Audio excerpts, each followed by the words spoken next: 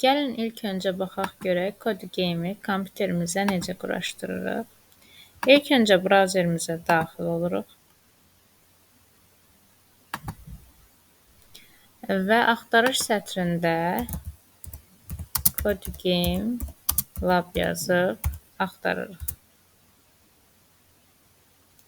Və ilk gələn linkə daxil oluruq. Buradan Downloads hissəsinə keçid alırıq və aşağı doğru gəldikdə burada göy rəngdə görürsünüz, digərlərindən fərqli text faylıdır. Deməli, daha doğrusu digərlərindən fərqli tekstdir. Kodun setup.exe faylını yüklürük. Bunun üzərinə bir dəfə klik edirik və fayl yüklənməyə başlayır. Bu biraz zaman alır, ona görə hələlik videonu dayandırıram. Fayl yüklənib bitdikdən sonra brauzerinizdə Downloads hissəsindən baxın, Kodu Setup 1.6.18.0.exe faylın üzərinə klik edə bilərsiniz və yaxud da ki, fayllar bölməsində Downloads hissəsindən, yəni yükləmələr hissəsindən yenə də həmin Kodu Setup faylının üzərinə 2 dəfə klik edərək həmin faylı aça bilərsiniz.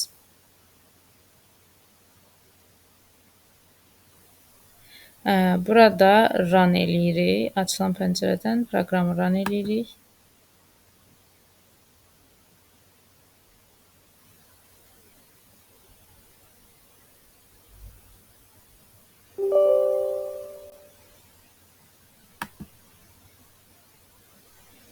Və bizdə icazə istədi. Biz onu yes, da indi sizdə kompüter hansı dildədirsə, yəni qəbul edirsiniz. Daha sonra buradan açılan pəncərədən dil seçimini edirik. Azərbaycan dili yoxdur, sizə rahat olsun deyə türk dilini seçə bilərsiniz. Türkçə seçirik və OK düyməsinə klik edirik. Və buradan da anlaşmayı qəbul ediyorum. Yəni birinci seçimi edirsiniz və sonraki düyməsinə klik edirsiniz. Yenə də sonraki və yenə də sonraki düyməsinə klik edirsiniz. Və gözləyirsiniz ki, burada installyasiya prosesi başa çatsın. Bu sizdə biraz uzun çəkə bilər. Səbirli olub gözləmək lazımdır sadəcə olaraq.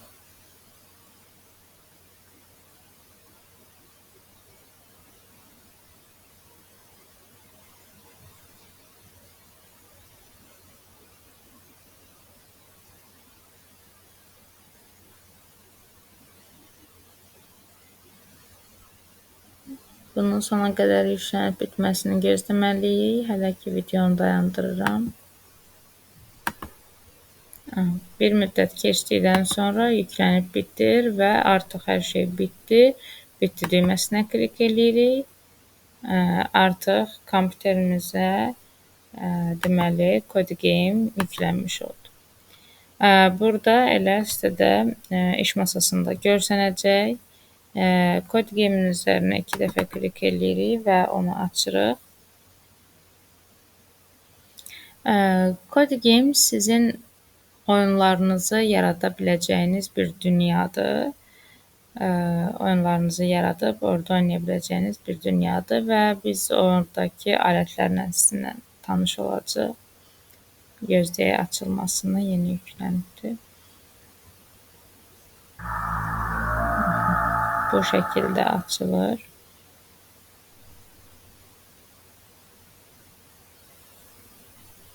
Burada da gözləyirik bir müddət.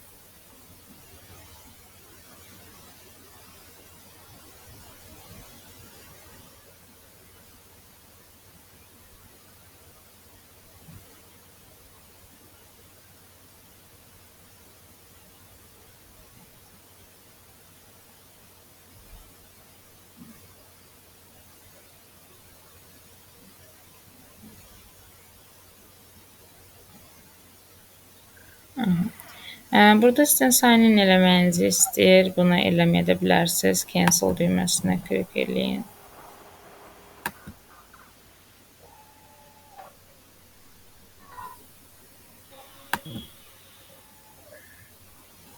Aha. Baxın, burada qaldığınız yerdən davam etmək var. Əgər hər hansı bir dünya yaratmışdınızsa, və yaxud da sizin də ilk dəfə açacaqsınız və burada yeni dünya seçimi var. Özünüz üçün yeni dünya yaradırsınız və orada başlayırsınız proqramlamağa və yaxud da oyunlar yaratmağa. Dünya yüklək hissəsi onun üçündür ki, sizin əvvəl yaratdığınız dünyanın üzərində yenə də təzədən dəyişikliklər eləmək, onun üzərində işləmək. Biz yeni dünya seçimini klik eləyirik və yeni dünya seçimini klik elədikdə burada boş bir dünya var və yaxud da ki, kodunun bizə təklif elədiyi digər 2 dünya var ki, onlar şablon dünyalardır. Amma biz adətən boş dünyadan istifadə edəcəyik, yəni bu sizin öz seçiminizə qalıbdır. Boş dünya seçimini edək. Və artıq baxın, bu interfeys sizin üçün tanışdır, Tinkercada bənzəyir. Burada da Tinkercadda olduğu kimi müstəvini hərəkət elətdirmək üçün düymələr yerləşir. Yəni deyir ki, sıçan sağ düyməsindən bunu belə zemini daşıya bilərsən. Sol düyməsindən belə Tinkercadda olduğu kimi altdan, üstdən baxa bilərsiniz və zoomlaya bilərsiniz, yəni böyüdə bilərsiniz. Eynilə orada necə idi, burada da elə. Deməli, indi burada baxaq görək hansı düymələri var. Ev düyməsi, yəni ki, ana menyu. Bunun üzərinə klik edədikdə bizdə dünyanı oyna, dünyanı düzənlə, dünyanı kaydet seçimləri var. Əsas bu 3 düymədir. Dünyanı oyna, artıq siz əgər oyun yaratmısınızsa, onu oynatmağa başlayırsınız. Dünyanı düzənlə hələ ki, üzərində dəyişikliklər eləyirsiniz. Əsas düymələrdən biri də dünyanı kaydet, yəni ki, hazırladığınız oyunu artıq yadda saxlamaq üçün istifadə olunur bu düymə. Bu da eynilə digər proqramlarda necə yadda saxlayırsınız, o formada olacaq. Dünyanın düzənlə seçiminə klik eləyək. Burada play düyməsi odur ki, siz artıq oyun yığmısınızsa, onu başlatmaq üçün play düyməsinə klik eləyirsiniz.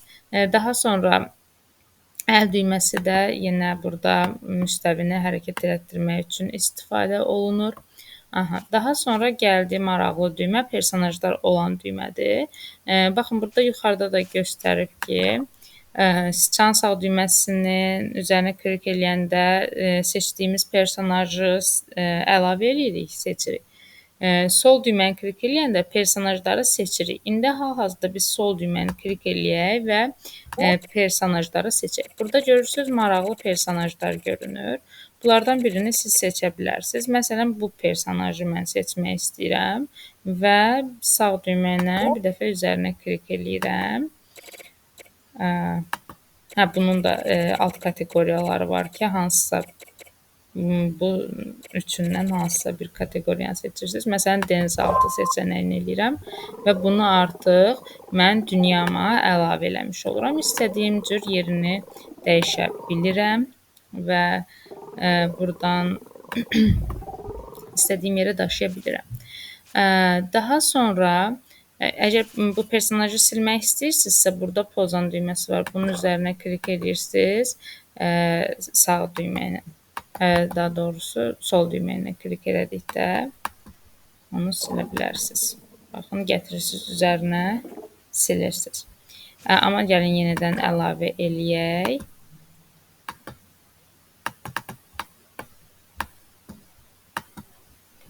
Bizim personajlar. Hər hansı başqa bir personaj, məsələn, sualtı, buradan da istiridye seçənəyini, yəni meduza seçə bilərik. Baxın, bunu əlavə eləmiş olduq.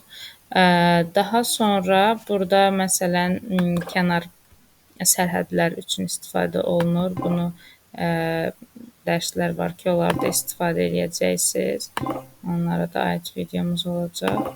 Baxın, məsələn, bu şəkildə sərhədlər təyin edə bilərsiniz istədiyiniz kimi. Və ümumiyyətlə etdiyiniz əməliyyatları silmək üçün klaviaturadan X düyməsinə klik eləyirsiniz və əməliyyatları silmiş olursunuz, geri qayıtmış olursunuz. Klaviaturada X hərfinə klik eləyirsiniz, nəyisə silmək üçün. Personajımızı da səhvən sildik. Gəlin yenidən əlavə eləyək. Bunun biraz açılmağa vaxt alır.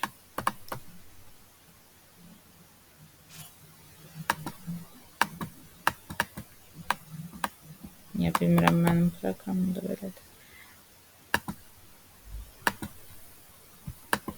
Meduzanı yenidən əlavə elədik. Aha, daha sonra burada bizdə müstəvini rəngini dəyişə bilərik. Baxın, burada müxtəlif rənglər var. Onlardan birini seçə bilərik. Yəni müxtəlif formalar var. Görürsüz, burada 13 dənə forma var. Məsələn,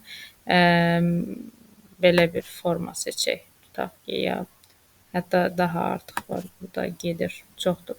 Məsələn, belə bir forma seçdik və gəlirik, müstəvini başlayırıq üzərində rəngini dəyişmək. İstədiyimiz boyda eləyə bilərik bunu. Biraz daha səliqəli eləyə bilərsiniz. Yan-yana düzərək. Yəni, müstəvini yenidən özünüz təyin edirsiniz. Baxın, bu şəkildə belə bir müstəvi yarada bilərik. Hər tərəfini dolduraq ki, daha səliqəli olsun. Aha. Daha sonra siz bu düymədən istifadə edərək müstəvidə çıxıntılar, yəni dağlar belə deyə yarada bilirsiniz. Üzərinə nə qədər çox klik eləsəz, o qədər çox artır. İndi bunu səliqəli şəkildə eləyərsiniz. Bu düymə isə onları təzədən belə deyək, geri qaytarmaq üçündür. Çoxu klik elədikdə əvvəlki vəziyyətinə qaytara bilərsiniz. Belə deyək də, aşağı doğru itmək üçün istifadə olunur. Daha sonra bu düymələri isə çıxıntılı təpələr yaratmaq üçün istifadə olunur. Baxın, məsələn, bunlardan istifadə edərək siz öz dünyanızda binalar yarada bilərsiniz. Məsələn, maraqlı şəkildə istədiyiniz cür istifadə edə bilərsiniz. Daha sonra Kodigame'də su da var. Yəni, siz su da əlavə edə bilərsiniz dünyanıza. Baxın, suyun da formaları var. İstədiyiniz formada su əlavə edə bilərsiniz. Məsələn, bunu seçsək, baxın, burada istədiyiniz qədər də suyun səviyyəsini artıra bilirsiniz. Daha sonra bunu demişdik ki, personajı silmək üçündür. Bu da yenə digər obyektləri silmək üçündür və siz bunu dediyim kimi X ilə də eləyə bilirsiniz. Klaviaturadan X düyməsindən istifadə edərik. Suyumuzu yenidən əlavə edək, belə maraqlı görsəniz. Bunları yaratdıqdan sonra dedik ki, indi siz maraqlı bir şey yaradarsınız təbii ki. Ev düyməsinin üzərinə klik edirik və dünyanı kayded seçənəyini seçirik. Burada açıqlama yaza bilərsiniz, yazmaya da bilərsiniz, ad verə bilərsiniz, burada öz adınızı verə bilərsiniz, hər hansı bir şey yazırsınız, öz adınızı və kaydet düyməsinə klik edirsiniz. Daha sonra, məsələn, oyna düyməsində burada dünyanızı oynada bilərsiniz. Bu şəkildə.